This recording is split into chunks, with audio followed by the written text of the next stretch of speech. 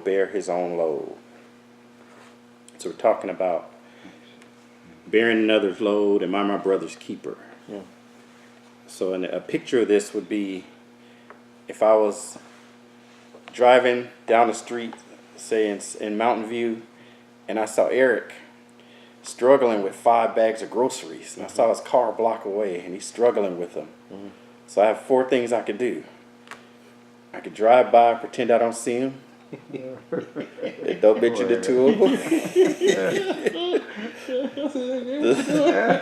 The second option, I could drive by, pretend I don't see him, but when I get here, I can tell you guys, hey, I saw Eric over there struggling.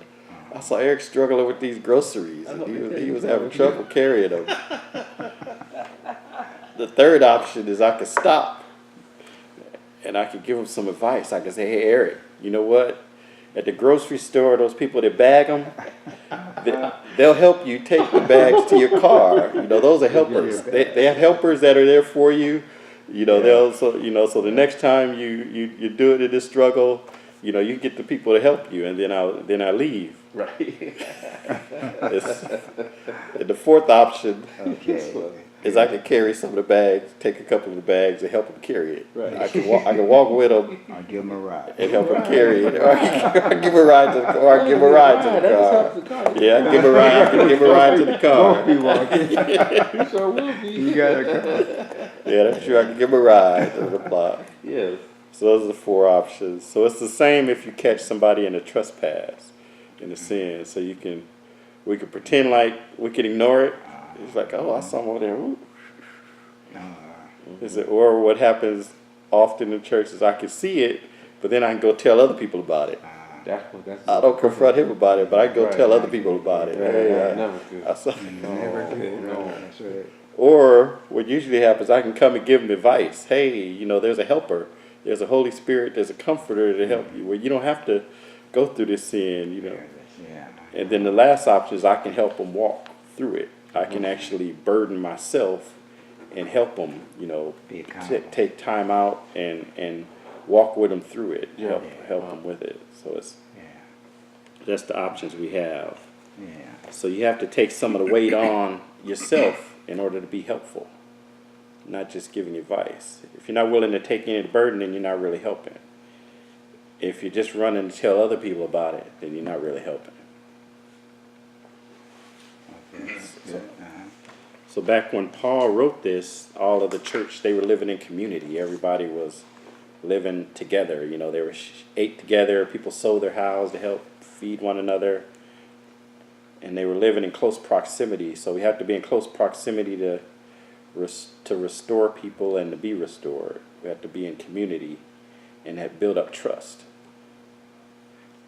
Because it's hard to help somebody if they don't really trust you, or if you don't trust them, they don't trust you.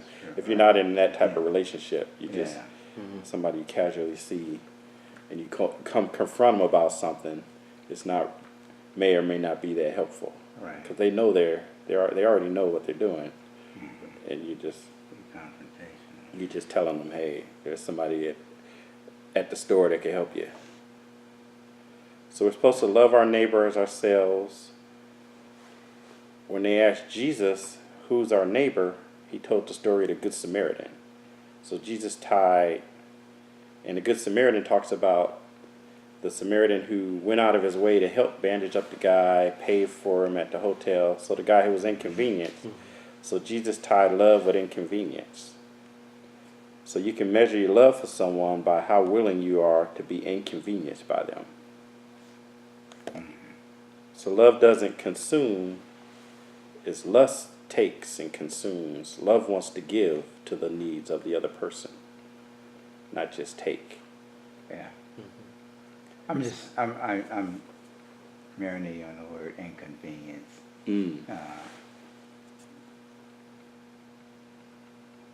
Sometimes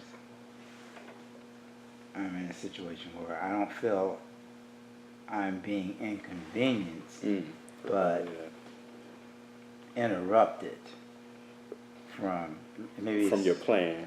Yeah. Yeah. But maybe it's semantics, but I'm trying to think of an example. But yeah, that's basically it. It's not Yeah, always. It's not. It's so you know. inconvenience means you don't It necessarily. depends on where your You don't heart is necessarily about it feel when you negative. face it. You don't feel negative about it. Is what Yeah, you're it saying. depends Yeah. on where your Yeah. heart is when you're doing something that sidetracks you unexpected. Yeah. So I guess that. Yeah. So that would be love. It's not a negative. that's It's true, not yeah. as much of a negative thing. It's more you just interrupted. It's not Yeah. like you weren't. It's not a big negative thing because of the love. Right, So that exactly. that just So you shows don't that it see is it, in but- love. Yeah, I guess Yeah. that's right. Yeah, that's what it is. Yeah. So that's a Yeah. good point. Yeah. The flesh works on the principle of your life for me. You know, it wants to get what it can get. Right. Sacrifice your needs for mine. Yeah, But so- Jesus Christ came saying, my life for yours. So love says, my life for yours. I'm going to sacrifice my own needs to cater to yours. That's what love says. I just wanted to add one more thing to it. This is really this is rich in so many different things, and you being a good Samaritan. Mm-hmm. It's like you could, one of your options was to just pass the person by and go and tell somebody about it. Right. Well, in your helping that person, you shouldn't go and boast about having done that either. Right. Yeah, yeah. Right. Yeah. Because if you do, you got your reward here, and you may not get it in heaven. Right. Yeah. Exactly. Yeah. Yeah. So So modesty. we have to be careful. I'm trying to learn that. I was a salesman for 40 years. I'm not used to being quiet about things. Oh yeah. So I'm learning. That's good. That's good. Yeah. As a salesman, you got to blow your own horn. Oh, that's right. If you expect to be successful, Yeah. but a follower of Christ is it's different. It's the opposite. Yeah. I wasn't a salesman. I'm working on that too. Because it's like it's like I did it. I should get credit for it. I was. Well, I'll tell you one thing is kind of cliche. I just started asking myself, what would Jesus do in every situation? And it works. It's a cliche, but it works. And the other thing is, I do a little volunteering with the hungry and with animals and stuff. And when I go there, I remind the other volunteers, I said, it's about them. It's not about us. It's about them that we're here to serve. Yeah. Even the dogs that we work with, it's about the dog. It's not about, they say when you walk these dogs around, getting them outside for a little exercise, don't have a tight leash. If the dog wants to go over there, let him go over there. Don't be pulling him back to the sidewalk, saying, no, you got to stay here because we're walking on the sidewalk. Let the dog kind of have a little freedom, a little bit of a slack leash. Yeah. Because it's about him. Right. It ain't about you. Yeah. You got him out of the cage. He's happy to get out of the cage. Right. And you don't want to give him a restricted walk, you know. Right. Right. And so that just, it is about the other person. Yeah. Being able to. It's not about me. Being able to. If I'm in a position to help, it's not about me. It's Right. about him. Yeah. Actually, Go ahead go to ahead. Yeah, we'll go ahead to 429. 429, okay. Yeah.